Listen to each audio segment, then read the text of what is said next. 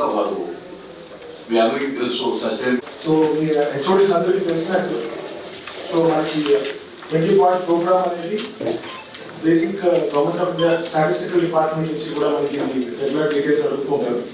And ఇక్కడ main objective is about poverty elevation, employment generation, education, health, ఈ aspects గురించి ఉంటుంది. అంతేకాకుండా గవర్నమెంట్ ఆఫ్ ఏపీలో కూడా మనకి ప్రభుత్వం స్వర్ణాంధ్ర 2047 భాగంగా మనకి 10 సూత్రాలు ఏమని తీసుకున్నారు. ఇవన్నీ కూడా ఈ కార్యక్రమాలన్నీ కూడా మనకి ఈ ఒక 20 పాయింట్ ప్రోగ్రామ్ లో అంతర్భాగపడుతుంది వస్తుంది. So with the permission of chairperson మన 20 పాయింట్ ప్రోగ్రామ్ తిరుగారు గారికి, అలాగే గౌరవ జిల్లా కలెక్టర్ గారికి నా నమస్కారాలు. సార్, నా పేరు విజయప్రసాద్, ఇక్కడ ఈడబ్ల్యూఎంఏ పీడీగా పూర్తి చేసుకుంటాం. ఇది మొక్కుబడిగా జరిగే సమీక్ష కాదు, మళ్ళీ 3 నెలల తర్వాత మళ్ళీ వస్తాం. ఇప్పుడు ఇచ్చినటువంటి ఫ్యాక్ట్స్ ఏవైతే ఉన్నాయో వాటిని బేస్ చేసుకుని మనం ఏం మాట్లాడుకున్నాం, మళ్ళీ పునఃసమీక్ష తోటి ప్రారంభమై కొత్త అంశాన్ని నెక్స్ట్ రివ్యూలో ఉండేటటువంటి పరిస్థితి ఉంటుంది. కాబట్టి ప్రతి ఒక్కరు కూడా ఫ్యాక్ట్స్ పిన్ పాయింట్ ఏంటంటే ప్రోగ్రామ్ ఇప్పుడు మండే కాగానే ఎప్పటి నుంచి స్టార్ట్ చేశారు అవి ఏమి అవుతావు, స్ట్రైట్ పిన్ పాయింట్ ఇప్పుడు ఏంటి status, what is the present status, మనం ఏం చేయాలనే దాని మీద ఆబ్జెక్టివ్గా వెళ్దాం. ప్రతి స్కీమ్ కూడా మనం వెళ్ళాల్సినటువంటి విధానం ప్రజెంట్ కండిషన్ నాకు ఉన్నటువంటి అవగాహన మేరకు. కాబట్టి ఎక్కడ కూడా ఏ ఫ్యాక్ట్స్ మనము హైడ్ చేసుకోవాల్సిన అవసరం లేదు. ఎంత ఇబ్బంది ఉన్నా, ఎంత కఠినంగా ఉన్నా దాన్ని ఓపెన్గా మనం డిస్కస్ చేసుకుందాం. దాన్ని ఎట్లా సార్ట్అవుట్ చేసుకోవాలి. ఎందుకంటే రేపు ఈ కార్యక్రమంలో ముందుకు తీసుకెళ్లాల్సినటువంటి బాధ్యత కూడా మీరే రసాలదు. కాబట్టి ఈ యొక్క సత్యసాయి జిల్లాకి సంబంధించి కూడా నేను ఇనిషియల్గా నాకు ఇచ్చినటువంటి మెటీరియల్ని చూసినప్పుడు పరిశ్రమకి సంబంధించి కొంచెం డీటెయిల్గా వెళ్ళాల్సినటువంటి పరిస్థితి ఉంది. మిగతా వాటిలో ఏదో వాటిని సవరించుకొని ముందుకి ఎలా వెళ్ళాలి అనేటటువంటిది ముఖ్యంగా ఈ యొక్క సమీక్ష యొక్క ఉద్దేశం. కాబట్టి ముందు వాస్తవాలు కఠోరంగా కఠినంగా ఉండేటటువంటి పరిస్థితులు ఉంటాయి, మనకు తెలుసు. వాటిని వాస్తవాలుగా గ్రహిస్తేనే మనం ఏ విధంగా వికసిత భారత్ కానీ స్వర్ణాంధ్ర కానీ సాధ్యము అనేటువంటిది తెలుసుకోవాల్సినటువంటి అవసరం ఉంది. అది సాధించాలంటే ముందు ఇప్పుడు ఏ పరిస్థితిలో ఉన్నామనేటువంటిది. ఏదైతే మ్యాచింగ్ గ్రాంట్స్ పెట్టకపోవడము, లేకపోతే కార్పొరేషన్స్ నిధులు, మున్సిపాలిటీ నిధులు, సిఎఫ్ఎంఎస్ తోటి కాదు, ఇక్కడ ఆ పనులు చేయాల్సినటువంటి వాళ్ళు చేయలేని పరిస్థితి ఉన్నటువంటి వాస్తవాన్ని కూడా సూత్రాల కార్యక్రమాలు అమలు చేయమని హోదాలో central sponsor schemes, central projects, అట్లాగే ఇప్పుడు ఇనిషియల్గా కలెక్టర్ గారు చెప్పినటువంటి poverty elevation and related subjects ఏవైతే ఉన్నాయో ఆ అంశాల్లో ముఖ్యమైనటువంటి స్కీమ్స్, ప్రాజెక్ట్స్కి సంబంధించినటువంటి సమీక్ష రాష్ట్ర వ్యాప్తంగా నిర్వహించేటటువంటి కార్యక్రమంలో భాగంగా ఇది 13వ జిల్లా. నిన్న కడప జిల్లా ఇచ్చింది, ఇవాళ సత్యసాయి జిల్లా 13వ జిల్లాగా ఇక్కడికి ఈ సమీక్షా కార్యక్రమం రావడం జరిగింది. ఈ యొక్క కార్యక్రమానికి సమన్వయకర్తగా వ్యవహరిస్తున్నటువంటి జిల్లా కలెక్టర్ గారికి, అలాగే వివిధ శాఖల అధిపతులుగా ఈ జిల్లాకి మీరే రత్నాలు, ఈ పథకాలు కానీ ఈ ప్రాజెక్టులు కానీ ఇంప్లిమెంట్ కావాలంటే సక్రమంగా ఏదైతే ప్రధానమంత్రి నరేంద్ర మోడీ గారు వికసిత భారత్ 2047 నాటికి అభివృద్ధి చెందినటువంటి భారతదేశంగా, విశ్వగురువుగా దేశాన్ని నిలపాలి అనేటటువంటి సంకల్పంతో వారు ముందుకెళ్తున్నారు. రాష్ట్ర ముఖ్యమంత్రి చంద్రబాబు నాయుడు గారు 2047 నాటికి స్వర్ణాంధ్ర చెప్పండి ప్రోగ్రెస్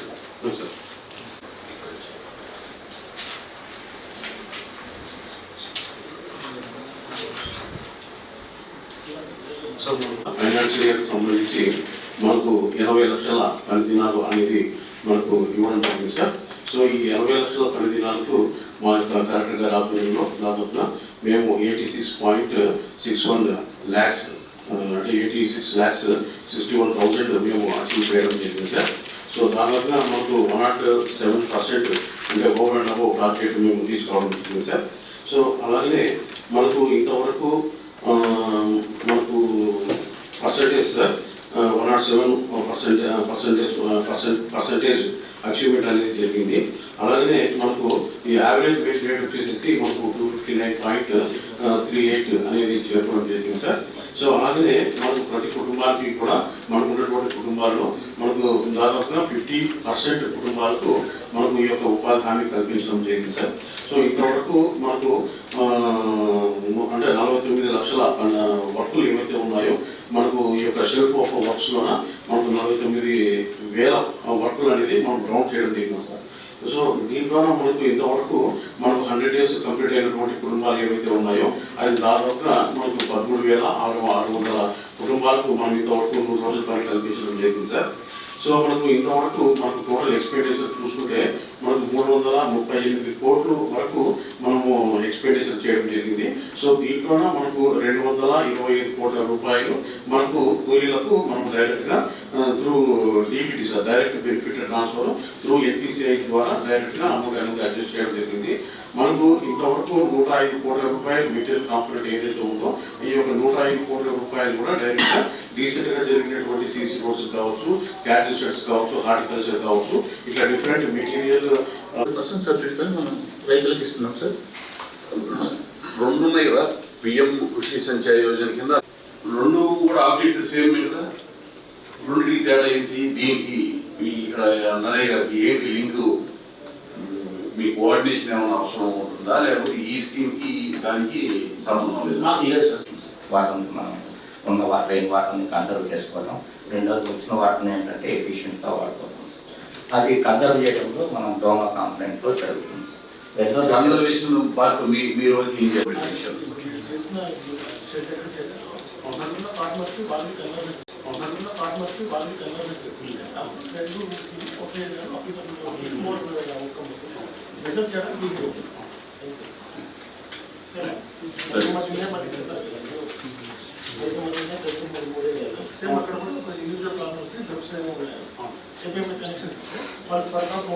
మెజర్మెంట్ చేయడం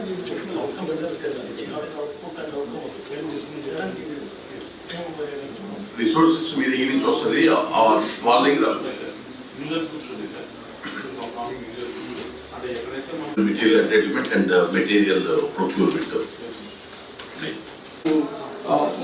కొంచెం డ్రౌట్ సిచ్యువేషన్ లో ఇబ్బంది వచ్చే ఛాన్సెస్ ఇక్కడ 18 crores వరకు మాత్రమే ఖర్చు పెట్టగలిగాం సార్.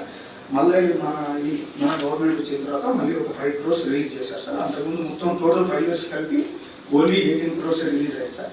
తర్వాత సబ్మిషన్ ఏంటంటే సార్ ఈ ఫంక్షనల్ హౌస్ హోల్డ్ కనెక్షన్స్ అన్ని కూడా లోకల్ సోర్సెస్ తీసుకొని ఇచ్చారు సార్. సో దాంట్లో ఏమైందంటే సమ్మర్లో ఇక్కడంతా మనం ట్యాప్స్ ఉన్నాయి కానీ water local source sustainable resource. Local sustainable resource అయితే ఓకే కదా. Local source even it is the resources is local, it is sustainable, it is allowed. It is sustainable or not అనేది కాబట్టి don't use that word local resource. Non sustainable resources నుంచి ఇచ్చారు. ఇప్పుడు honourable CM ఏంటంటే sir మొత్తం ఈ జేజే మొత్తం programme కూడా రీవ్యాంప్ చేస్తున్నారు సార్. సో టోటల్గా మనము మొత్తం సస్టైనబుల్ సోర్సెస్ నుంచి తీసుకొని ఒక 4 ప్రాజెక్ట్స్ ఇప్పుడు డిజైన్ చేయడం జరిగింది సార్ వాటర్ గ్రిడ్లో. ఇవన్నీ వచ్చేసి సార్ మనకు చిత్రవతి బ్యాలెన్స్ రిజర్వాయర్ ఒకటి నుంచి పేదకోట్ల నుంచి సెగ్మెంట్ 1 సార్. ఇందులో 6 మండల్స్ కవర్ అవుతాయి sir. 243 habitations, estimate cost 655 crores sir. Chitravathi balancing reservoir నుంచి చిన్నకోట్ల సెగ్మెంట్ సార్ 10 మండల్స్ కవర్ అయితే 1042 covers sir. 848 estimate cost sir. Gollapalli నుంచి 8 మండల్స్ 410 హ్యాబ్స్ 1139 సార్. పిఏబిఆర్ నుంచి హిందూపురం మడచర కాన్స్టిట్యున్సీస్ 8 మండల్స్ 501 హ్యాబ్స్ 2126 మొత్తం 4828 crores. ఆల్రెడీ డీటెయిల్స్ కూడా మనం సబ్మిట్ చేయడం జరిగింది సార్. షూట్ కన్సల్టెంట్ వాళ్ళు ఇప్పుడు సర్వే కూడా స్టార్ట్ చేస్తారు సార్. ఇట్లా థింక్ చేసినా కూడా లెస్ దాన్ 7%, 8% ఎక్స్పెండిచర్ ఇంకా ఈ ఫెయిల్ చూపించాలని మనసు కూడా రాకూడదు కదా అసలు. ఇష్యూస్ ఉన్నాయి సార్. ఆల్రెడీ మనం మాట్లాడాము. ఇక్కడైతే ఆ 198 చెరువులు నింపాల్సిన అది చెరువుల ఇరిగేషన్ మేడం. అది వస్తే సార్ ఇంకా మనకి చెరువులు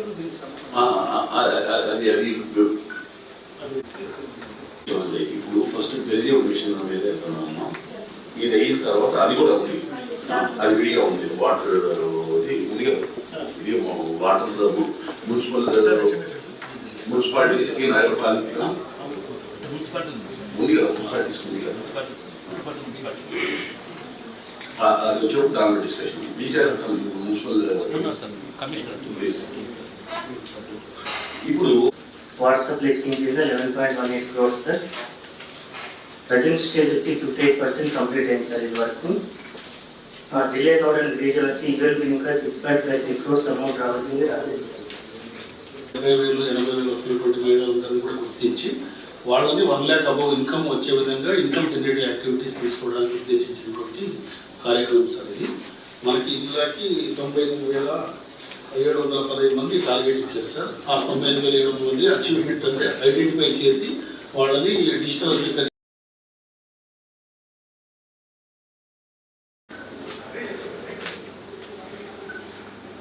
ఈరోజు సత్యసాయి జిల్లా సంబంధించి కేంద్ర ప్రాయోజిత పథకాలు, రాష్ట్ర ప్రభుత్వం అమలు చేస్తున్నటువంటి వివిధ రకాల పథకాలు, ప్రాజెక్టులకి సంబంధించినటువంటి సమీక్షా కార్యక్రమం జిల్లా కలెక్టరేట్లో కలెక్టర్ గారు చేతన్ గారి సమక్షంలో వారి యొక్క సమన్వయంతో, అలాగే స్థానిక పుట్టపర్తి శాసనసభ్యురాలు సింధు గారు, అలాగే వివిధ శాఖలకు సంబంధించినటువంటి అధికారులతోటి సమీక్షని చేయటం జరిగింది.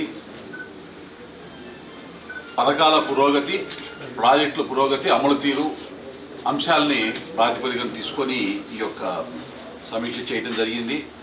ముఖ్యంగా ప్రధానమంత్రి నరేంద్ర మోడీ గారి సంకల్పం వికసిత భారత్, అలాగే ఆంధ్రప్రదేశ్ ముఖ్యమంత్రి చంద్రబాబు నాయుడు గారి యొక్క ధ్యేయం స్వర్ణాంధ్ర 2047.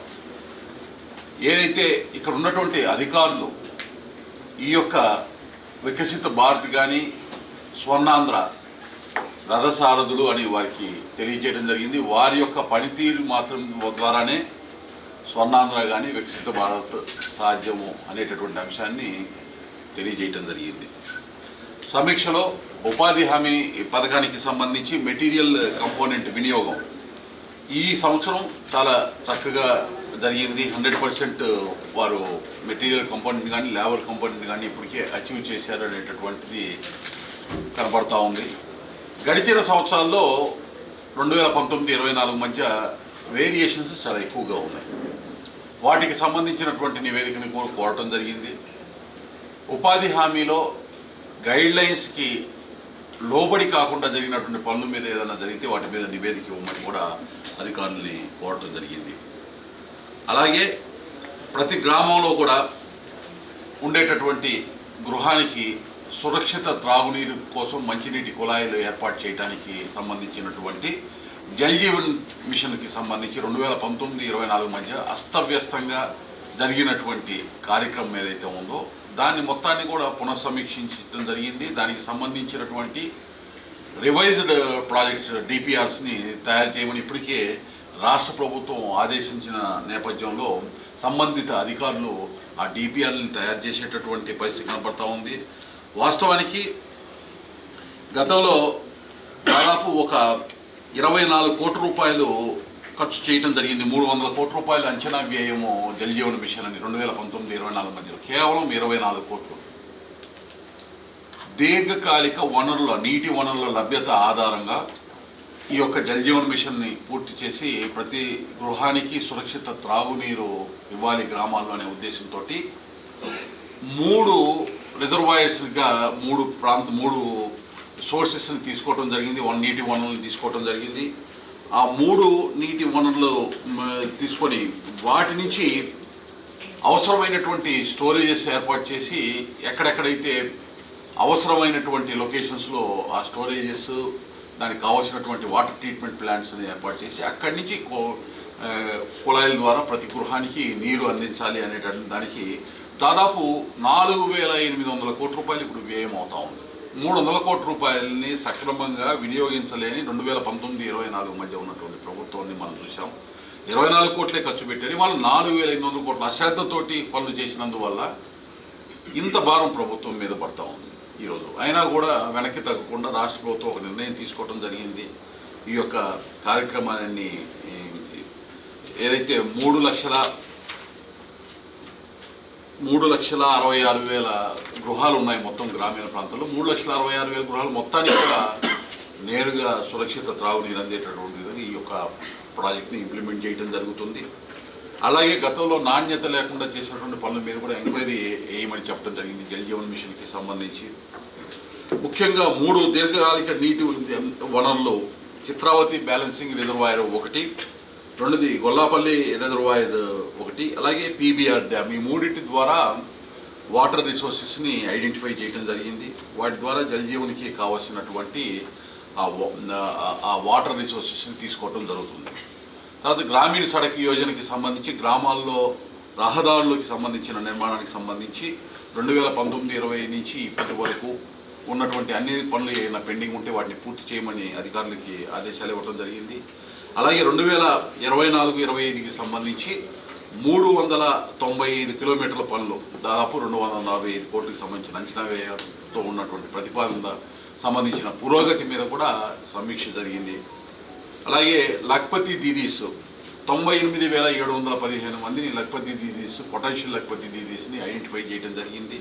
సాధ్యమైనంత వేగంగా వాళ్ళని రిజిస్ట్రేషన్ పూర్తి చేసి ఇంకా ఎక్కువ మందిని లఖ్పతి దీదీస్ కింద, లక్షాధికారుల కింద సెల్ఫ్ హెల్ప్ గ్రూప్స్ నుంచి మహిళల్ని తీర్చిదిద్దాలనేటటువంటి దాన్ని సమీక్షలో ఒక నిర్ణయం తీసుకోవడం జరిగింది. అలాగే వ్యవసాయానికి సంబంధించినటువంటి ఎరువులు, యూరియాకి సంబంధించి వాటిని పిచికారీ చేయడానికి డ్రోన్స్ని వినియోగించేదానికి గాను ఒక 6 డ్రోన్ పైలట్ ప్రాజెక్టుల కింద ఈ యొక్క జిల్లాలో తీసుకోవటం జరిగింది.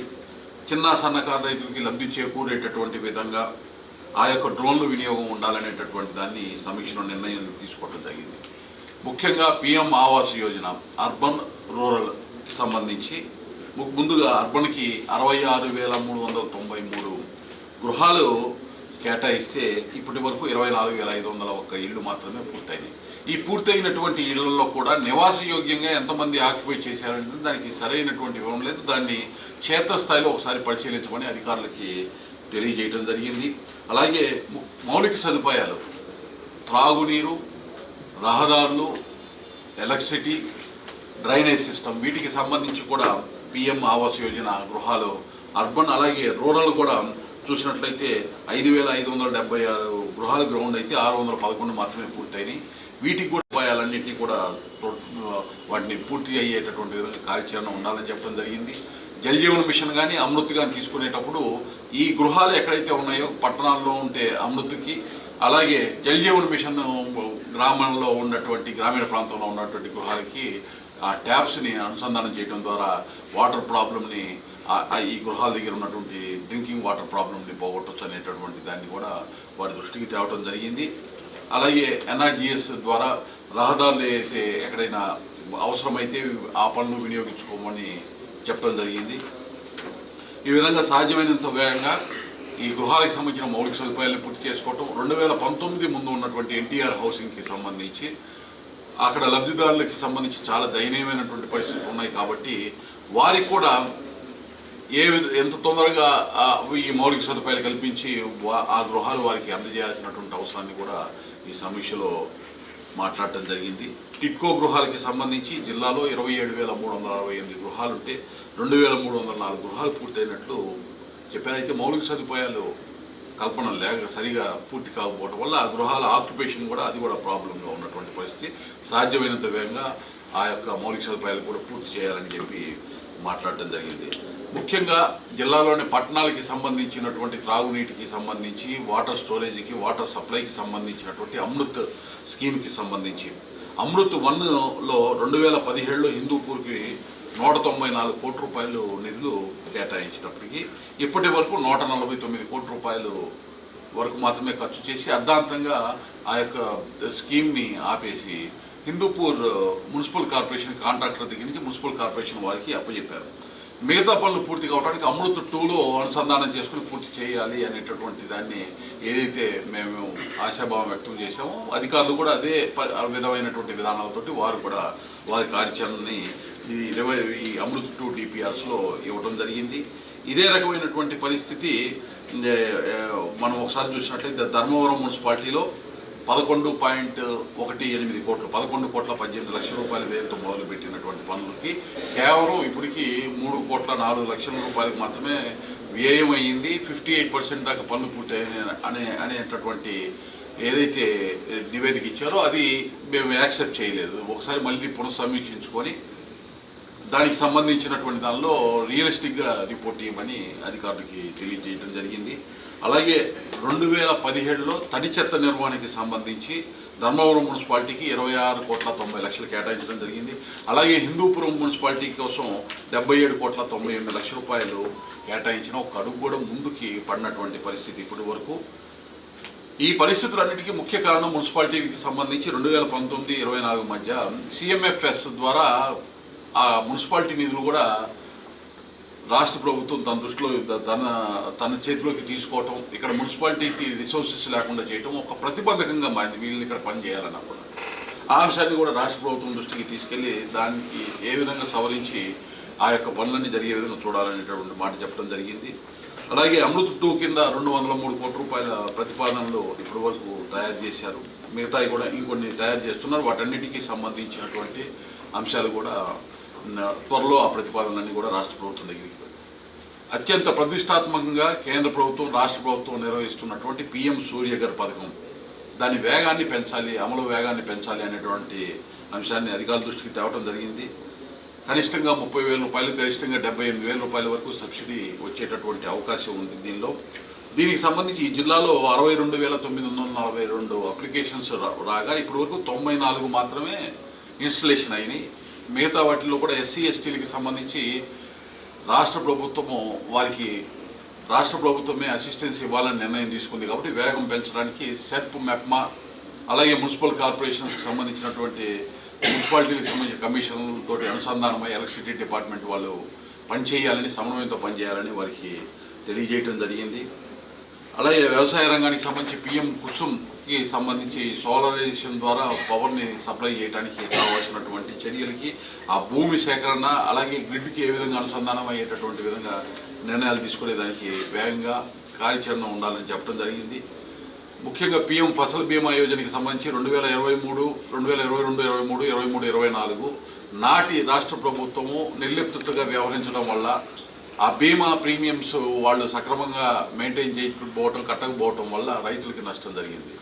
ఈ అనంతపూర్ జిల్లాతో పాటు సత్యసాయి జిల్లా కూడా చాలా తీవ్రమైనటువంటి నష్టం ఆ 2 సంవత్సరాలు ఏర్పడింది. దాన్ని మార్చి మళ్ళీ ఇప్పుడు ఫసల్ బీమా యోజన కింద రాష్ట్ర ప్రభుత్వం ఆ కార్యక్రమంతో ముందుకు వెళ్ళేదానికి నిర్ణయం తీసుకోగా వ్యవసాయ శాఖ అధికారులకు చెప్పడం జరిగింది. ప్రీమియం ఇన్ టైంలో కట్టేటటువంటి విధంగా రైతులకి సమాచారం ఇవ్వాలి అని తెలియజేయడం జరిగింది. అలాగే యూరియాకి సంబంధించి సంవత్సరానికి యావరేజ్న 109 కోట్ల రూపాయలు పరోక్షంగా కేంద్ర ప్రభుత్వము ఏదైతే సబ్సిడీ కింద కంపెనీల ద్వారా సప్లై చేస్తున్నారో ఆ కంపెనీలకి ఈ సత్యసాయి జిల్లా నుంచి 109 కోట్ల రూపాయల వరకు సబ్సిడీ అందిస్తూ ఉంది.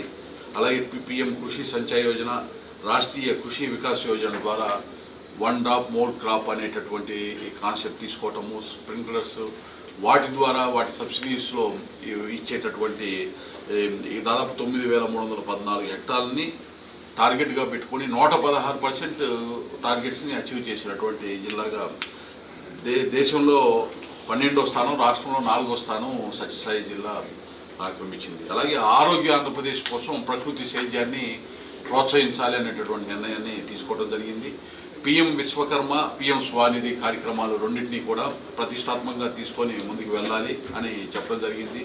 జాతీయ ఆహార భద్రత చట్టం కింద దాదాపు 5,66,108 కార్డులకు గాను దాదాపు 17 లక్షల మంది వరకు ప్రయోజనం పొందుతూ ఉన్నారు. గరీబ్ కళ్యాణ్ అన్న యోజన కింద 5 కేజీల బియ్యం, అంత్యోదయ కార్డులో ఉన్నటువంటి కుటుంబాలకి 35 కేజీల వరకు బియ్యాన్ని ఉచితంగా కేంద్ర ప్రభుత్వం దగ్గర నుంచి అందుతూ ఉంది. అట్లాగే రాష్ట్రీయ గోకుల్ మిషన్ ద్వారా పశువులకి సంబంధించినటువంటి పాల ఉత్పత్తి, అలాగే షెడ్స్ ఏవైతే ఉన్నాయో మన్రేగా నిధుల ద్వారా ఆ గోకుల్ మిషన్ కింద వాటికి సంబంధించినటువంటి అంశాల వల్ల ఆ బీమా ప్రీమియమ్స్ వాళ్ళు సక్రమంగా మెయింటైన్ చేయకపోవటం, కట్టకపోవటం వల్ల రైతులకి నష్టం జరిగింది.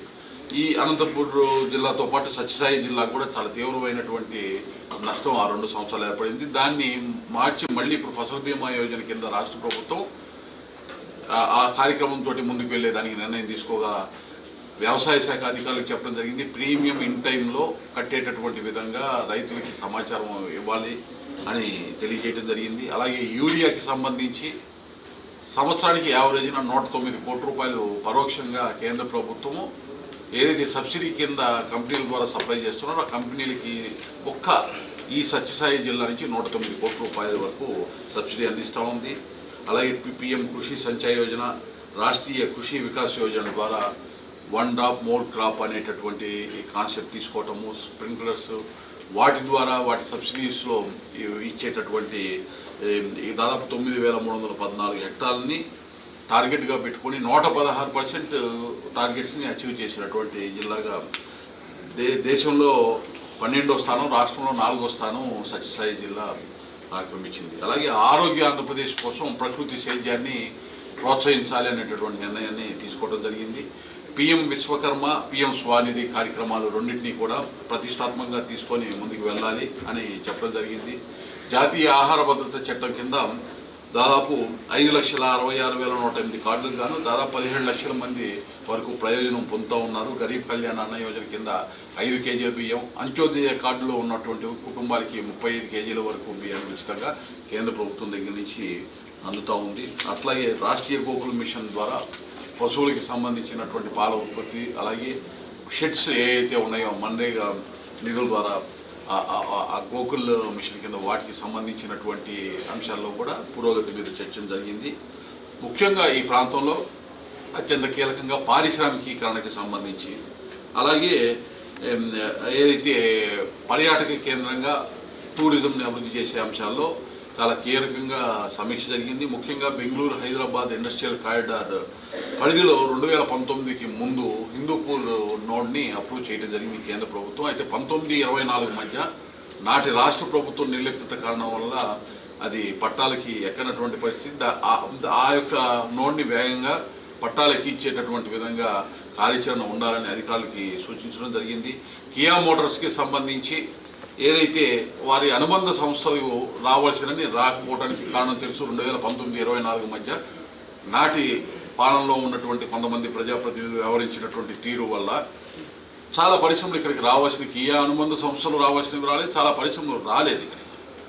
ఇవాళ ఉన్నటువంటి ప్రభుత్వం యొక్క ప్రాధాన్యతలు ప్రజలకి అలాగే ఇన్వెస్టర్స్కి వివరించడం ద్వారా ఆ పెట్టుబడికి ఆకర్షించేటటువంటి విధంగా, అలాగే కియా మోటార్స్ వారి అనుబంధ సంస్థలు వేగంగా ఇక్కడ ఏర్పాటు చేసి వేలాది మందికి ఇంకా ఉద్యోగ ఉపాధి అవకాశాలు ఈ ప్రాంతం నుంచి కల్పనకి జరిగేటటువంటి విధంగా కార్యాచరణ ఉండాలని తెలియజేయడం జరిగింది. ముఖ్యంగా 2019-24 మధ్య కేంద్ర ప్రభుత్వము ఏదైతే ముందుకు వచ్చి గోరంట్ల వద్ద 500 ఎకరాల విస్తీర్ణంలో 600 కోట్ల రూపాయల పెట్టుబడితోటి 500 మందికి ప్రత్యక్షంగా ఉపాధి కలిగించే విధంగా national academy of customs and excise narcotics సంస్థ, అట్లాగే 914 ఎకరాల విస్తీర్ణంలో 500 కోట్ల రూపాయల పెట్టుబడితోటి 450 మందికి ప్రత్యక్షంగా ఉద్యోగ ఉపాధి అవకాశాలు కల్పించే భారత్ ఎలక్ట్రానిక్స్ వారి radar test bed facility and missile manufacturing unit ఏర్పాటు చేయడం ద్వారా వేలాది మందికి పరోక్షంగా కూడా ఉపాధి అవకాశాలు కలిగేయడానికి కేంద్ర ప్రభుత్వం తీసుకున్నటువంటి ఈ పరిశ్రమల మీద కియా లాంటి పరిశ్రమల నుంచి రావాల్సినటువంటి పెట్టుబడులు రాలేదు. అదేవిధంగా గోరంట్ల వద్ద పాల సముద్రం దగ్గర 264 ఎకరాలు 1500 మందికి ఉపాధి కలిగించే విధంగా 200 కోట్ల రూపాయలతో ఆంధ్రప్రదేశ్ ప్రభుత్వం 2019కి ముందు aerospace and defence electronic park private limited కోసం కేటాయించినటువంటి భూమిలో ఏ విధమైనటువంటి పురోగతి లేనటువంటి పరిస్థితి. అదేవిధంగా వీర్ వాహన్ ఉద్యోగ్ ప్రైవేట్ లిమిటెడ్ వాళ్ళ పరిస్థితి అంటే వాళ్ళు కోర్టుకు కూడా వెళ్ళడం జరిగింది. దానికి సంబంధించి కూడా పరిష్కార మార్గం ఏ విధంగా చూడాలనేటటువంటి దాన్ని అధికారులకి ఆదేశించడం జరిగింది. 8,844 ఎకరాలు చాలా కాలం దాదాపు 15 సంవత్సరాల క్రితం లేపాక్షి నాలెడ్జ్ హబ్ అని ఇక్కడ భూమి ఇస్తే ఆ భూమి ఈడీజీ చుట్టుకోకి కనెక్ట్ అయిపోయి అగమ్యగోచరమైనటువంటి పరిస్థితి. ఈ పరిస్థితులన్నింటినీ ఏ అయితే ఉన్నాయో అధిగమించి ఏ విధంగా పారిశ్రామికీకరణ చేసుకోవాలి, బెంగళూరు హైదరాబాద్ ఇండస్ట్రియల్ కారిడార్ పరిధిలో ఏ విధంగా ఇండస్ట్రియలైజేషన్ పెంచుకోవాలనే దాని మీద చర్చ జరిగింది. అలాగే టూరిజం సర్క్యూట్ కింద లేపాక్షి పెనుకొండ పర్యాటకంగా అభివృద్ధి చేయడానికి 39 కోట్ల రూపాయల వరకు స్వదేశీ దర్శన్ కేంద్ర ప్రభుత్వం 2 కింద కేంద్ర ప్రభుత్వం దగ్గర నుంచి ఆ సహాయం కోసం ప్రతిపాదనలను తయారు చేసి పంపించారని అధికారులు చెప్పారు. అలాగే మడకశిర దగ్గర పర్యాటకానికి కోసం పర్యాటకుల అభివృద్ధి కోసం మౌలిక సదుపాయాల కోసం ఒక 4.5 కోట్ల రూపాయల వరకు ప్రతిపాదనలు పంపించారు. వెంకటాపురం దగ్గర దుర్గాదేవి దేవాలయము, దేవరయ్య స్వామి దేవాలయం అభివృద్ధి కోసం 2 కోట్ల రూపాయల వరకు కేటాయించడము, ముత్యాలమ్మ దేవాలయం అభివృద్ధి కోసం 1 కోటి రూపాయలు చెప్పి కేటాయింపులు జరిగాయని చెప్పారు. వీటన్నింటినీ కూడా రాయలసీమకి సంబంధించినటువంటి పర్యాటక రంగం ఆ టూరిజం సర్క్యూట్ ఏదైతే ఉందో దానికి అనుసంధానం చేసేటటువంటిగా లేపాక్షి హబ్ ఏదైతే ఉందో అక్కడ లేపాక్షికి సంబంధించినటువంటి ఆ మాన్యుమెంట్స్ ఏవైతే ఉన్నాయో వరల్డ్ వైడ్ అట్రాక్టివ్ డెస్టినేషన్గా తీర్చిదిద్దడానికి కావాల్సిన కార్యాచరణ వీటన్నింటినీ కూడా సవివరంగా చర్చించడం జరిగింది. వికసిత భారత్లో స్వర్ణాంధ్ర ఏ విధంగా భాగస్వామ్యము అవ్వాలి అనేటటువంటిది ముఖ్యమంత్రి చంద్రబాబు నాయుడు గారి ఆకాంక్ష ఉందో అదేవిధంగా సత్యసాయి జిల్లా అభివృద్ధి సాధిస్తేనే స్వర్ణాంధ్రకి సాధ్యమవుతుంది అనేటటువంటి ఒక సంకల్పంతో ఈ సమీక్ష నిర్వహించడం జరిగింది. మళ్ళా పునఃసమీక్షలో ఇప్పుడు సమీక్షించుకున్నటువంటి అంశాలు ఏవైతే ఉన్నాయో ఆ అంశాలన్నింటినీ మళ్ళీ మేము అనుకున్నవి అచీవ్ చేశామా లేదా అనేటటువంటి దాన్ని కూడా రాబోయే కాలంలో పునఃసమీక్షించుకొని ముందుకు వెళ్తామని ఆ విధమైనటువంటి కార్యాచరణతో అందరూ కూడా కమిట్మెంట్తో పనిచేయాలనేటటువంటి అంశంతో ఈ సమీక్షని ఇవాళ కలెక్టర్ గారి యొక్క సారథ్యంలో సమన్వయంతో పూర్తి చేయడం జరిగింది. ప్రింట్ అండ్ ఎలక్ట్రానిక్ మీడియా వారికి ధన్యవాదాలు.